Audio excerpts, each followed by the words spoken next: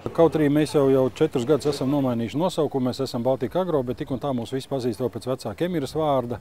Un itin bieži vēl šodien veikalos ienāk iekšā un prasa manlūsto Kemiras mēslojumu. Nu tad, lūk, pārdevēji zina, ka tāda Kemira arī bija kādreiz. Mums pat vēl uz vienu otru vecā maisiņa ir Kemiras nosaukums virsū, bet mūsu jauno produkciju un jaunais nosaukums ir Baltika Agro, un zem šīs tirdzniecības zīmes arī mūsu produkciju var atpazīt un iegādāties. Vislielākie jaunumi, ja tā var teikt, tieši tajā mazā sektorā, kas ir domāts individuāliem dārzeņu audzētājiem. Tur ir mēslojumi puķītēm, mēslojumi kartupeļiem, universālais dārza mēslojums, mēslojumi zālieniem. Un viens no lielākiem jaunumiem, praktiski, kas tikai 2 dienas ir Latvijā, tas ir granulēts dārza kaļķis.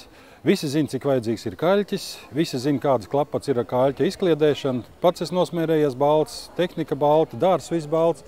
Tad mums piedāvājumā ir jaunums, tas ir granulēts dārza kaļķis, un viņus var izkaisīt tā kā minerāla mēslus. Ar tehniku var kaisīt ar rokām. Viņš ir iegūstams nepakotā veidā, iegūstams 500 kg maisos, arī 4 kg un 15 kg maisiņi. Tie tieši domāt priekš tiem, kam ir pāris dobīts, kam dārzā sūna aug.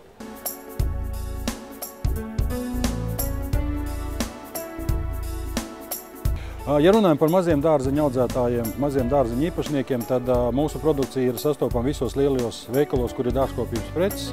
Tie pat ir Rimi, Maxima, Domo, Depo, Kārauta.